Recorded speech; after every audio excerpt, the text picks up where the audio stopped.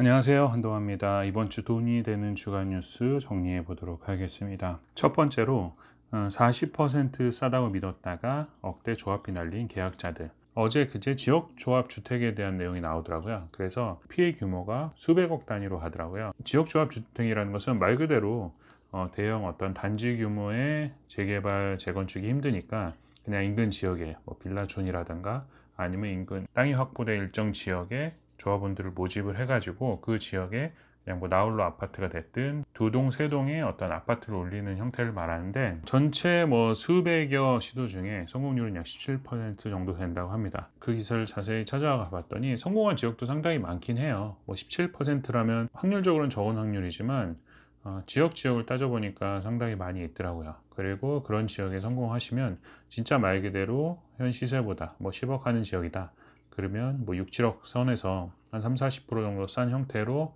자기 집 마련이 가능한 건 사실입니다. 그렇지만 재건축이나 재개발이라는 것은 조합 설립 인가 전에 어떠한 회계감사 의무가 없어요. 그래서 조합 설립 인가라는 이 인가 자체를 받기 이전에는 돈이 모인다는 그 자체가 사실상 위험성을 내포하고 있다고 봐도 과언은 아니죠.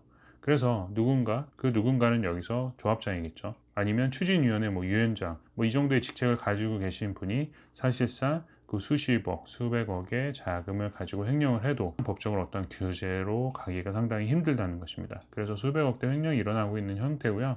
당연히 인가가 나지 않았기 때문에 어떤 회계감사의 의무도 없고 국가에서 책임질 수 있는 소지도 상당히 적게 됩니다. 그러면 이건 사기죄로 가야 되는데, 이 사기죄라는 것도 성립하기가 상당히 어려운 부분이 많이 있더라고요. 왜냐하면 추진을 하려고 그러다 못한 것이지 처음부터 의도적으로 자금을 횡령했다는 것을 입증하기가 상당히 어려운 겁니다. 예를 들어서 누군가가 나한테 100만 원을 빌려갔어요. 100만 원을 아예 처음부터 안 갚으면 사기죄가 어느 정도 성립이 있지만, 만약에 그 돈을 빌려간 사람이 나한테 연 이자조로 10,000원이라도 한번 보낸 적이 있어요. 그러면 그것은 갚을 의사는 있지만 상황이 안 돼서 못 갚는 거라고 판단이 되기 때문에 처음부터 사기 의도를 갖고 있다는 걸 내가 입증하기 힘듭니다. 그게 법이라는 어떠한 맹점인데, 마치 이것도 이 조합을 설립을 해서 집을 지으려고 했는데 잘 안 됐다. 근데 그 와중에 뭐 마케팅 비용이나 뭐 대행 비용이나 이런 것들이 한 100억 정도 나갔다, 실패했다, 그러면 어쩔 수 없게 되는 형태가 됩니다. 그래서 3기 신도시 같은 경우도 가장 중요한 게 지금 땅 확보가 원활히 되지 않고 있는 것 같습니다. 그나마 신도시나 나라에서 진행하는 것들은 시간이 좀 늦어질지언정 뭐 내 돈이 들어갔는데 못 받는다거나 이런 사기성 요소들이 없는데, 재건축 재개발 개인이 이렇게 진행을 한다, 더더군다나 땅도 확보되지 않은 상태에서 진행을 한다, 그러면 리스크가 상당히 큽니다. 그래서 그런 부분 알아두시면 좋을 것 같고요. 그리고 비트코인이 뭐 연일 최고의 상한가를 치고 있는 것 같은데, 뭐 최고가 한 7,600대에서 횡보를 하고 있는 것 같습니다. 뭐 8천만 원대까지 올라갔다고 하는데 미국에서 ETF가 판매되기 시작했습니다.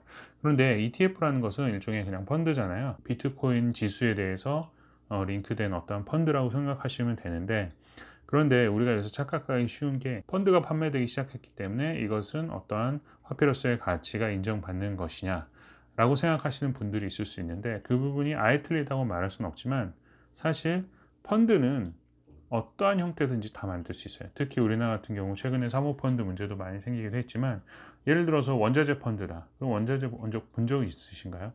그냥 어떠한 펀드 매니저들이나 다양한 평가 보고서에 의해서 투자 성향들을 보고 우리가 투자하는 것이지, 그 형태에 대해서, 그 현물에 대해서는 모르는 상태에서 어떤 자금들을 모아서 펀드 상품으로 나오는 경우가 그래도 상당히 많습니다. 그래서 펀드가 나왔다고 해서 리스크가 적다라는 오해는 하지 마시고요. 그래서 정리를 좀 해드리자면, 비트코인 기반의 어떤 ETF, 비토라고들 많이 얘기하더라고요. 그런 펀드가 나왔기 때문에 비트코인의 가격이 상당히 높아졌고, 그 가격은 사람들의 어떤 투자자들의 기대치를 반영하고 있는 것이다.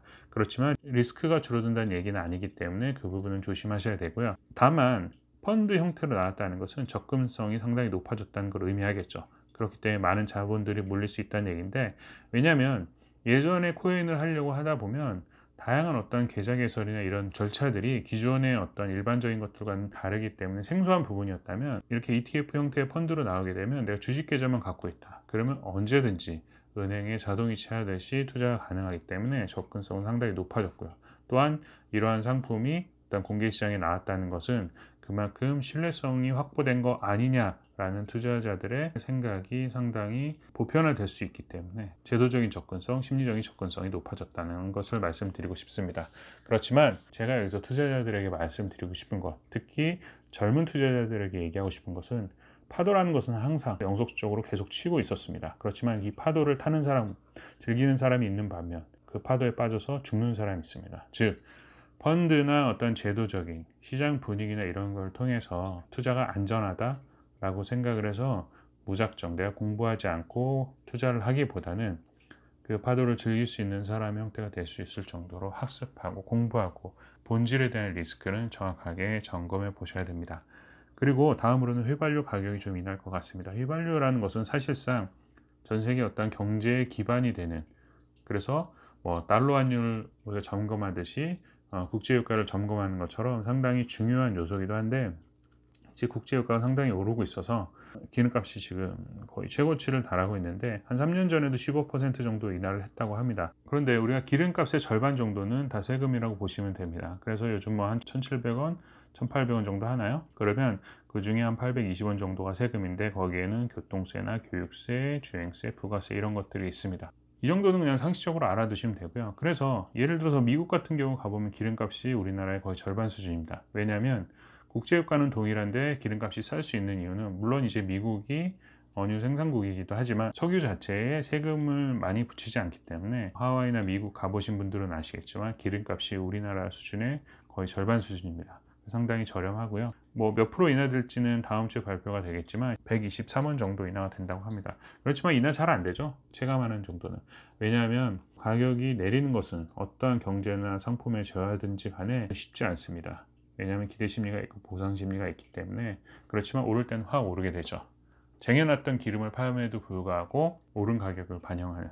그래서 모든 재화는 인하는 체감되지 않고 인상은 확실히 체감되는 게 그냥 기본적인 상식이고 일반이라고 생각하시면 될 것 같습니다.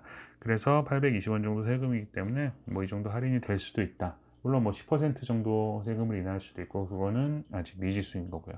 제가 여기서 말씀드리고 싶은 건 뭐냐면 세금의 비밀이라는 걸 좀 아셔야 됩니다. 무슨 얘기냐? 제가 자동차를 한번 예를 들어볼게요. 자동차 멋지게 한번 그려보겠습니다. 자동차를 예를 들면 전기차가 있잖아요. 전기차를 옛날부터 개발을 했으면 이런 유가 걱정 안 해도 되지 않을까? 물론 산업 전반적으로 어떠한 휘발유에 2차, 3차 가공품이 들어가기 때문에 자동차로만 따진다면 모순이 될 수도 있겠지만, 우리 생활에 가장 밀접한 자동차로 보자면 전기차 왜 진작에 개발하지 않았을까요?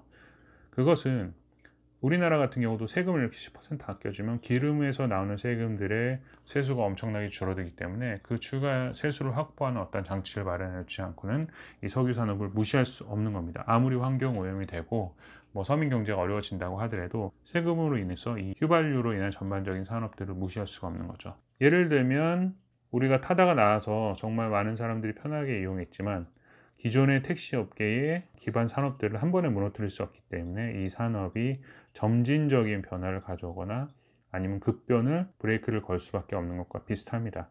그 안에는 다 세금 문제가 껴 있다는 것 정도는 알아두시고, 경제가 돌아갈 때 저건 왜 그렇게 하지? 충분히 기술력이 될 텐데, 할 수 있을 텐데 라고 했을 때 이해가 안 가는 부분들에 대해서 이 세금에 대한 이해가 있으시면 그 경제 흐름이 훨씬 더 잘 보이실 겁니다. 그래서 그 부분 한번 말씀드리고요. 그 다음에 경차 같은 경우 유류세 연간 20만 원 환급을 해준다고 합니다. 그래서 경차 유류세 환급 제도라는 것인데 1000cc 미만의 자동차, 뭐 마티즈, 스파크 뭐 그런 거 많이 있잖아요. 레이도 있고 최근에 이제 핫했던 캐스퍼라는 그 자동차 1000cc 미만이기 때문에 1년에 한 20만 원 정도 유류세 환급을 해주는데, 저도 경차를 몰아보진 않아서 이런 다양한 혜택이 있는 거는 잘 몰랐는데 경차를 몰면 다양한 혜택들이 많이 있는 것 같습니다. 방법은 그 경차 유류세 환급을 받을 수 있는 전용 카드를 각 카드사마다 신청을 하시면 될 것 같고요. 카드를 쓸 때마다 그것이 일정 부분 차감이 돼서 결제가 된다고 합니다. 체크카드 형태도 있고요. 그래서 지금 혹시 경차를 운영하고 계신 분들이라면 유류세 환급 제도를 통해서 20만 원 환급 받으시고, 뭐 이게 월로 따지면 큰 금액은 아닐 수 있을지 모르겠지만 1년에 한 번씩 이렇게 받게 되면 뭐 그동안 사고 싶었던 거 사실 수도 있고 아니면 가족끼리 맛있는 거 먹으러 가실 수도 있기 때문에 이 부분 활용해 보시기 바랍니다. 마지막으로 페이스북이 사명 변경을 추진한다고 합니다. 그래서 페이스북이 최근에 문제가 있었는데 관심이 없으신 분들은 아예 모를 수도 있지만 페이크북이라고도 많이 불린다고 합니다. 가짜 책이라는 어떤 형태. 왜 그러냐면 부정을 팔아 부자된 기업이라는 이미지가 최근에 많이 드러나고 있습니다. 축구보그가 보고를 받은 거죠. 페이스북 내에서 부정적인 어떠한 요소들이 많이 나오게 되고 이것이 어떠한 청소년들이나 우울증을 가진 사람들에게 악영향을 끼친다는 보고를 받았음에도 불구하고 이러한 기사들을 내려버리고 제거해버리게 되면 그만큼 사용자들이 모이지 않는다는 거죠. 그래서 뭐 마약 사범이라든가 마약 거래 수단으로 활용된다거나 뭐 이런 다양한 부정적인 요소가 있는데 그걸 묵살하고 계속적으로 자극적이고 부정적인 기사나 내용들만 페이스북에 계속 유지를 시켰던 거죠. 그리고 어떤 기준에 있어서 유명인이라든가 인플루언서 같은 경우는 좀 다소 부정적이고 안 좋은 영향을 끼치는 어떤 게시물을 올려도 계속적으로 유지를 시켜주는 반면 일반인에게는 상당히 엄격한 잣대로 운영을 했다고 합니다. 사회에 계속 부정적인 영향들을 심어줌으로 인해서 자기네들은 돈을 벌게 된 거죠. 이 부정적인 요소를 제거하고 싶어도 이걸 제거하는 순간 많은 사용자들이 이탈을 해버리기 때문에 기업의 어떤 도덕이나 윤리적인 기준보다는 돈벌이에 더 집중을 했던 거죠. 그래서 수많은 리포트들이 올라왔음에도 불구하고 그것들을 무시했다는, 그게 최근에 오픈이 돼서 많이 문제가 되고 있는 것 같습니다. 그렇지만 플랫폼 기업들의 전형적인 형태라고 보시면 될 것 같습니다. 예를 들어서 우리나라도 대형 포털이 N하고 D가 있잖아요. 이 두 회사도 사실상 보면 부정적인 내용과 심지어는 누가 봐도 가짜 뉴스들이 상당히 많아요. 특히 부동산 분야에서도 보면 이건 젊은 세대들이 영향받아서는 안 될 그런 내용들도 대문짝에 몇 시간씩 걸려 있는 것들을 저도 보게 되는데, 그렇게 부정적이고 분노하고 욕하게 되고 이런 기사들이 있어야지만 사람들이 많이 몰리게 되고, 사람들이 많이 몰림으로 인해서 광고 클릭률이라든가 기사 클릭률이라든가 이런 것들을 올리는 거죠. 온라인 광고라는 것은 누가 얼만큼 클릭해줬냐에 따라서 돈의 액수가 올라가는 형태이기 때문에, 그래서 지금 이런 포털들, 플랫폼 기업들이 사실상 자극적인 것, 부정적인 것을 끌어안고서라도 심지어는 사회 전반적인 영향을 끼치는 것, 이런 것들은 뒷전으로 하고 돈벌이에 몰입을 하다 보면 이러한 형태가 나오게 되는 것입니다. 그래서 우리가 온라인으로 기사 보시는 분들은 다 느끼셨을 거예요. 이게 설령 가짜 뉴스들에도 자극적인 게 상당히 많이 오래 떠 있고요. 그리고 잘했다, 좋았다, 칭찬했다는 얘기보다는 부정적이고 어디 가서 죽는 얘기, 자극적인 얘기가 상당히 오랫동안 떠 있는데 플랫폼 기업들의 전형적인 형태가 되어져 가고 있는 것입니다. 그래서 이게 어떻게 보면은 새로 일어나는 풍조이기 때문에 엄격히 개선 방향을 찾아 나가야 될 것 같고요. 그리고 제가 예전부터 많이 주장했던 반대, 부동산도 마찬가지예요. 내 지갑과 관련된, 우리 경제와 관련된 내 부동산, 자산 이런 것들과 관련된 뉴스들은 두 번, 세 번 크로스 체크 해보시고 이것이 사실인가, 그리고 절대 분노하거나 기뻐하거나 감정을 내가 너무 쏟아내고 있는 것이 아닌가, 이런 부분들은 점검해 보셔야 내 자산을 지킬 수 있는 겁니다.